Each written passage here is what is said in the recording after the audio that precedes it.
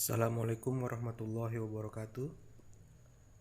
Baiklah, di sini saya akan mempresentasikan tugas dari mata kuliah rekayasa perangkat lunak, yaitu panduan penggunaan dan pengisian spesifikasi kebutuhan perangkat lunak, yaitu SKPL. Nah, di sini SKPL ini berisikan daftar perubahan. Daftar perubahan itu berbentuk tabel, ada revisi dan deskripsinya. Poin dari revisi menjelaskan tentang apa itu poin-poin revisinya, dan deskripsi untuk penyempurnaan panduan pemilihan penjelasan SKPL untuk SKPL berorientasi proses dan SKPL berorientasi objek. Sini ada tabel lagi, nanti tabel persetujuan, lalu ada tabel lagi daftar halaman perubahan. Sini nanti berisikan halaman revisi, halaman dan revisi. Lalu kita masuk ke daftar isi. Pendahuluan.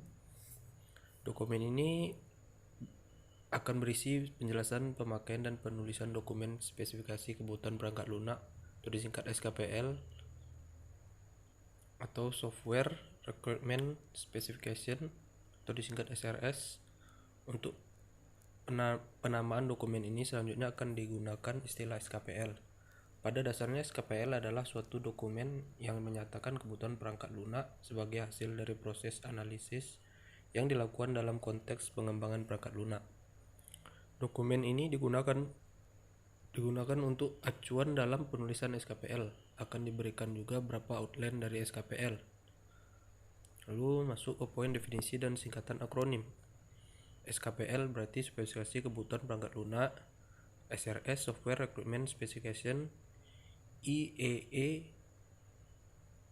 atau The Institute of Electrical and Electronic Engineers, ANSI American National Standard Institution, STD adalah standar. Isi dari definisi dan singkatan akronim nanti ada kontrak, pelanggan, pengembang, pengguna, dan baseline. Lalu poin ketiga, referensi. Nah, referensi ini nanti berisikan tentang referensinya. 4. Pertimbangan pembuatan SKPL yang baik. Beberapa hal yang harus diperhatikan dalam pembuatan SKPL adalah sifat dari SKPL-nya, kedua, lingkungan SKPL, ketiga, karakteristik SKPL yang baik, 4. Persiapan SKPL, 5. Evolusi SKPL, 6. Prototype SKPL, 7. Pemasukan rancangan pada SKPL, 8. Pemasukan kebutuhan proyek pada SKPL. Sifat dari SKPL itu adalah spesifikasi dari suatu produk atau program yang melakukan suatu fungsi tertentu pada lingkungan tertentu. SKPL dapat dibuat oleh wakil dari pengembang atau wakil dari pelanggan. Sebaiknya SKPL dibuat bersama-sama oleh pengembang dan pelanggan. Kedua yaitu lingkungan SKPL. Karena SKPL akan memainkan peranan penting dalam proses pengembangan perangkat lunak, mengingat SKPL pada akhirnya akan menjadi dasar bagi kontrak antara pengembang dan pelanggan, maka suatu dokumen SKPL harus memenuhi syarat sebagai berikut, yaitu mendefinisikan kebutuhan perangkat lunak dengan benar. Kedua, tidak menjelaskan perencangan atau implementasi dengan rinci. Penjelasan tersebut tidak diperlukan karena bagi pengguna hal tersebut lebih teknis dan tidak perlu, dan tidak memaksakan penambahan suatu batasan dari perangkat lunak. Poin keempat, 3. Karakteristik SKPL yang baik. Karakteristik SKPL yang baik adalah sebagai berikut. 1. Benar. 2. Tidak ambigu. 3. Lengkap. 4. Konsisten. 5. Terurut berdasarkan kepentingannya atau kestabilannya. Dapat diverifikasi. 7. Dapat dimodifikasi. 8. Dapat ditelusuri. Poin pertama, benar.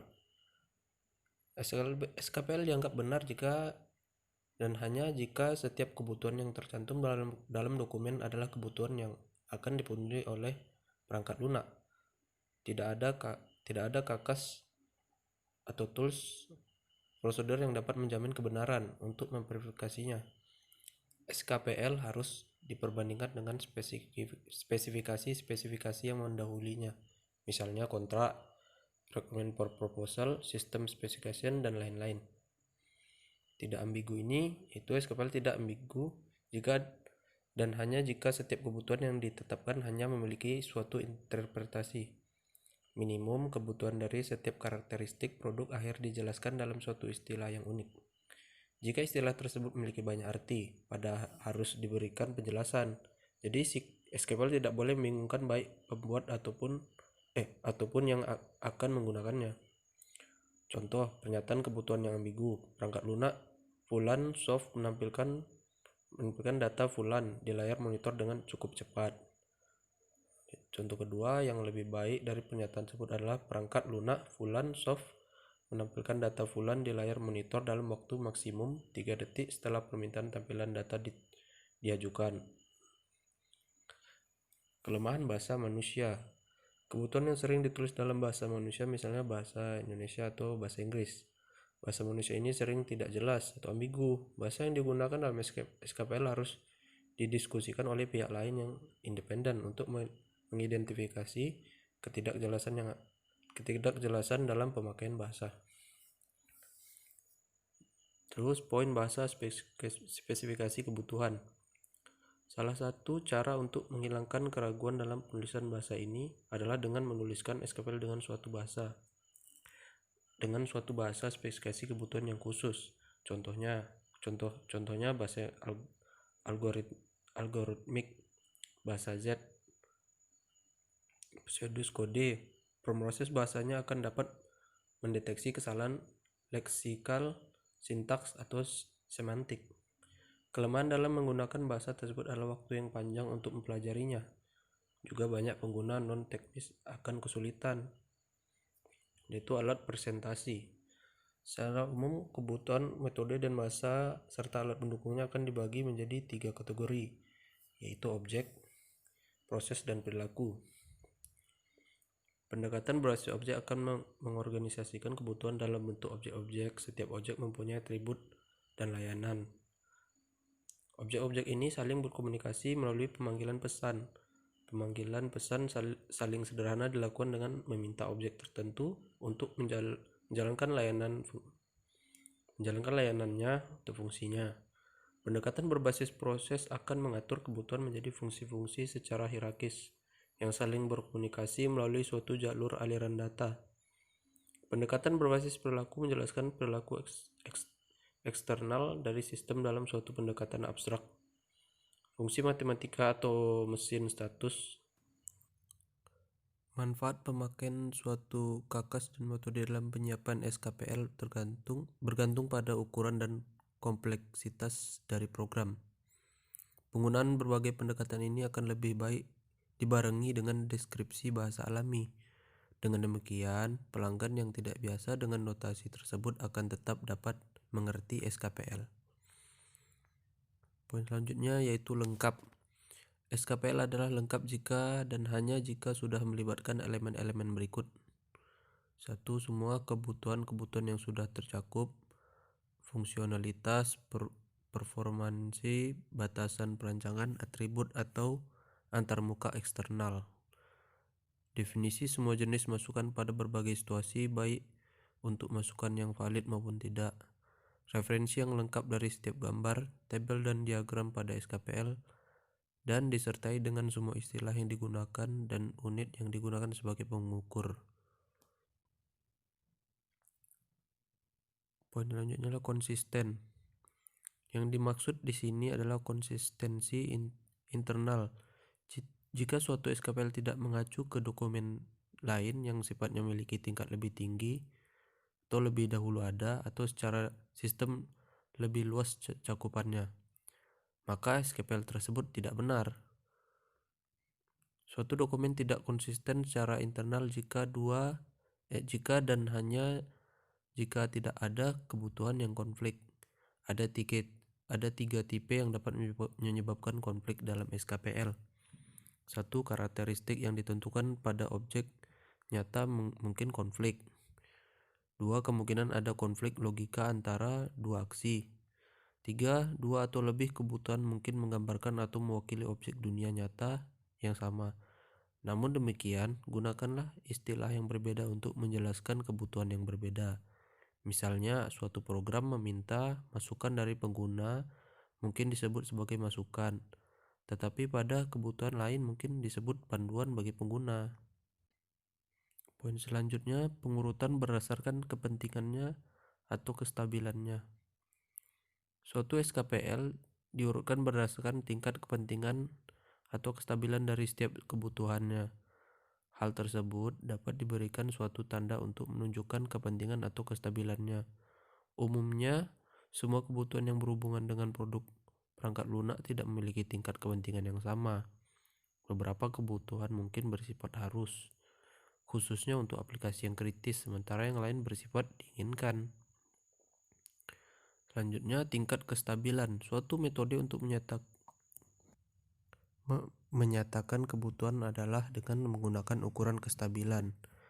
Kestabilan dapat dinyatakan dalam jumlah perubahan yang diharapkan pada setiap kebutuhan yang berdasarkan pada pengalaman atau pengetahuan akan kejadian yang akan datang, mungkin dapat berakibat pada organisasi, fungsi, orang yang didukung oleh sistem perangkat lunak. Selanjutnya, tingkat keperluan. Tingkat keperluan dalam hal ini menggambarkan cara lain untuk mengurutkan kebutuhan adalah dengan membedakan kelas kebutuhan berdasarkan tingkat keperluan dengan menyatakannya sebagai kebutuhan yang bersifat esensial, kondisional atau opsional. Poin selanjutnya, dapat diverifikasi.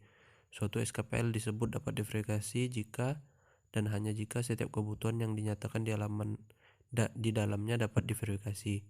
Suatu kebutuhan dapat diverifikasi jika dan hanya jika ada suatu proses yang tepat dan dapat dilakukan.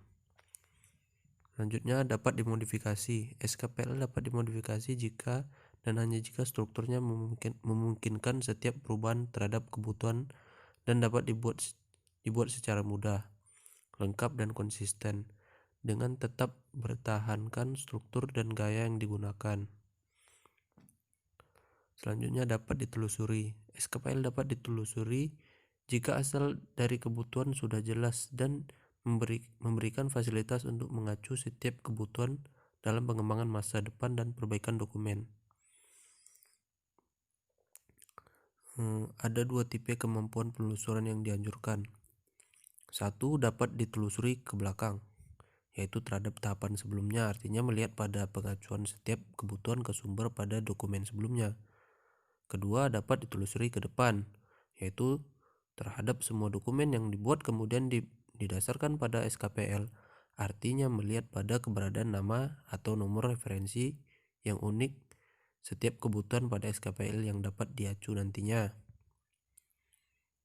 Oke, poin 4, persiapan bersama SKPL. Dalam persiapan bersama SKPL, dalam proses pengembangan perangkat lunak mula-mula harus disepakati perjanjian antara pengembang dan pelanggan tentang apa yang harus dilakukan oleh perangkat lunak. Perjanjian dalam bentuk SKPL ini harus dipersiapkan bersama.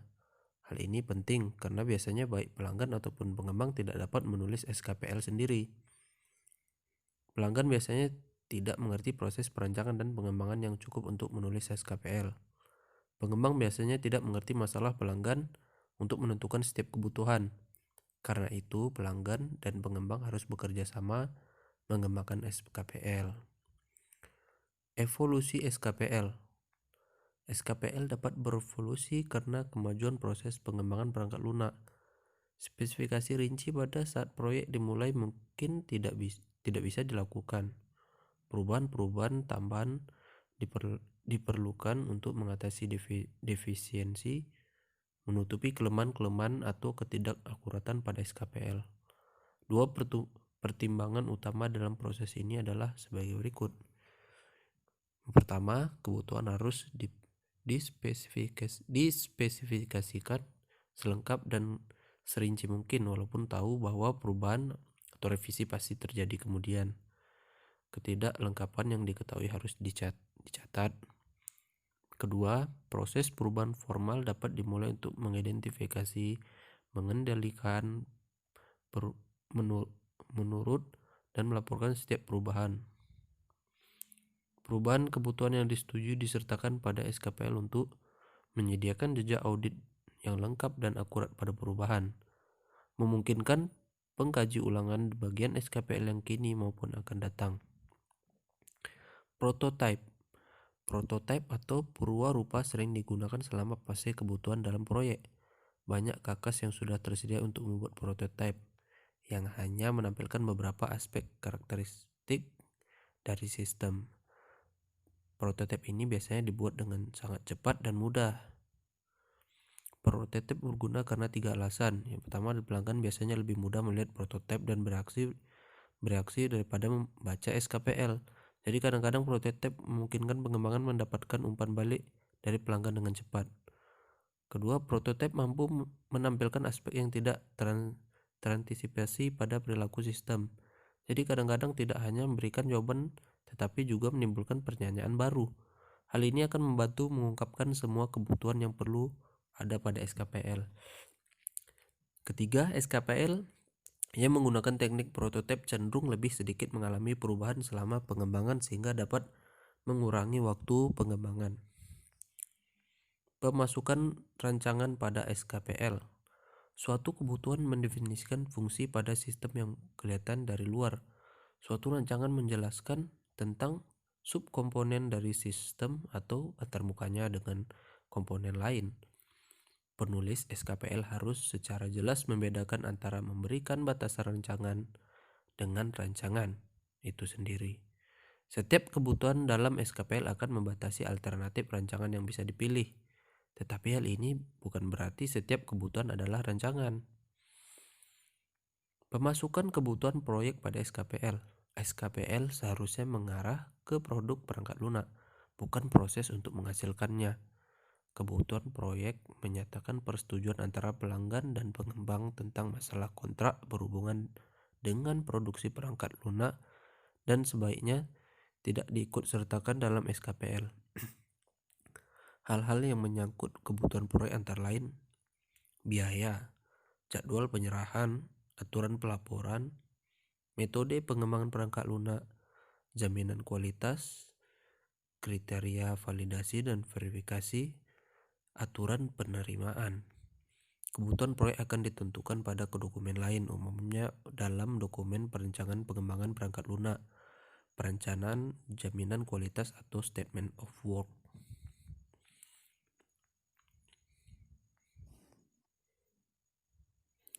Bagian-bagian SKPL. Isi SKPL secara umum bergantung pada pendekatan yang dilakukan untuk mempresentasikan hasil analisis, berorientasi pada proses, objek atau perilaku.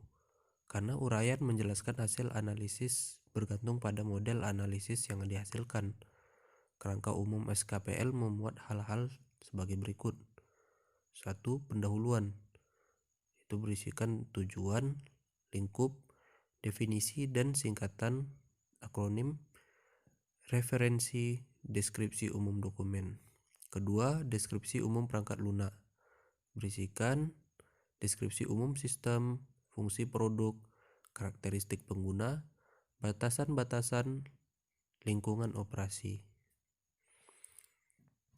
3. Deskripsi rinci kebutuhan. Untuk setiap sistem, kecuali yang sangat sederhana, kebutuhan rinci cenderung menjadi lebih luas. Oleh karena itu, direkomendasikan 2 cara untuk mengorganisasikan deskripsi rinci kebutuhan, yaitu untuk pendekatan berorientasi proses dan untuk pendekatan berorientasi objek. Penjelasan tentang deskripsi rinci kebutuhan diulas pada panduan GL01A untuk pendekatan berorientasi proses dan panduan GL01B untuk pendekatan berorientasi objek. Baiklah, sekian presentasi saya. Semoga dapat dimengerti. Saya akhiri. Assalamualaikum warahmatullahi wabarakatuh.